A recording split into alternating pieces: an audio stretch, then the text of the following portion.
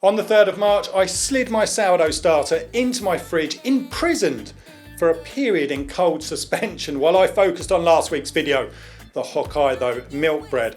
Now, rather than ditch the somewhat aging starter, I was intrigued to see if I could raise a decent loaf, and if we've all become a little bit too obsessed with crazy pre-bake feeding schedules and only using a starter when it's at the peak of its virility.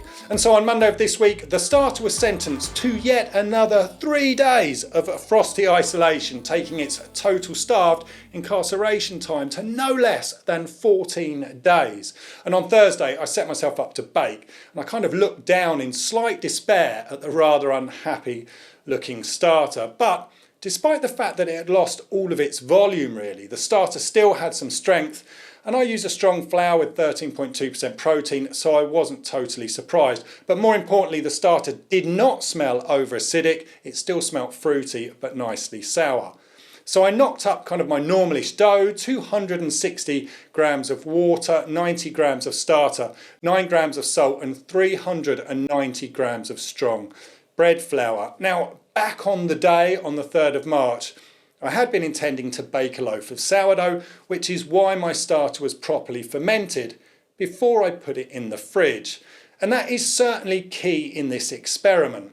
Now, I was also intrigued to see how long it would take this 14-day-old starter to kick off a new fermentation. So I did my normal feeding routine using the scrapings method. If you haven't seen that, then I'll link to that video at the end of this one.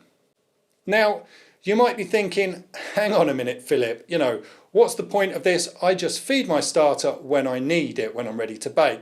Well, so do I, but like last week, my schedule changed and I decided not to bake sourdough.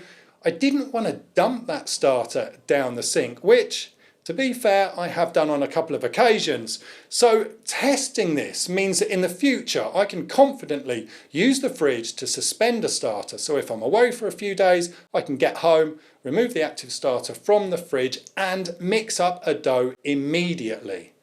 So this is good to know from a planning perspective, or if you suddenly need to change your plans. Now, the dough went through a pretty normal process of mixing, resting, a quick knead, a couple of periods of stretching and resting. Now, it's really cold here at the moment, and my kitchen is about 16 degrees Celsius. I think that's about 60 degrees Fahrenheit. And even considering the temperature, this dough still took a long time to get going and ferment. It actually took a total of 12 hours.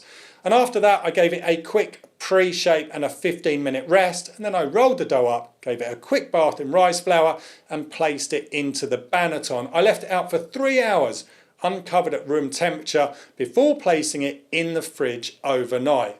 The next day, after removing the dough from the fridge, I turned it out and I gave it a quick score with my new Wire Monkey bread lamb. A big thanks to the team over at Wire Monkey. They sent me a few of these lambs to play around with, and in short, I really love them. So no more dodgy blade holding for me, and if you want to find out a bit more about those, there's a link in the video description to an article I wrote on the website.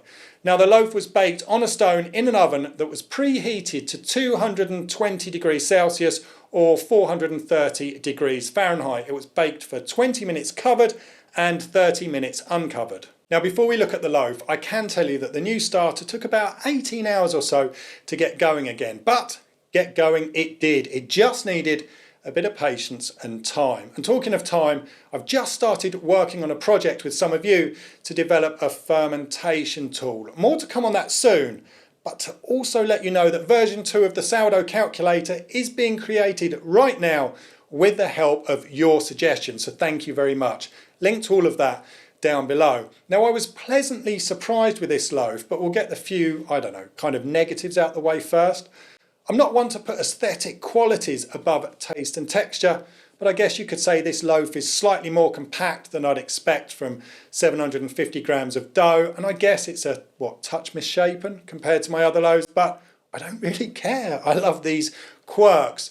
But it did spring really nicely in the oven and it developed a nice ear. Most importantly, it smells awesome. The crumb is nice and soft and it's well baked without any gumminess, and it's got a really well developed crust. I think the big takeaway for me has been that while the original starter definitely wasn't at its peak, with a little bit of patience and time, both the dough and the newly fed starter still developed into strong fermentations. Now this will change the way I bake in the future. It gives me more scheduling options and it gives me the opportunity to interrupt my baking schedule, pop that starter on hold in the fridge for quite a long period of time and do it with confidence. Now if you like to cut down on waste, then this starter feeding video should point you in the right direction. A huge thank you for watching. I'll see you again very soon. Stay tuned.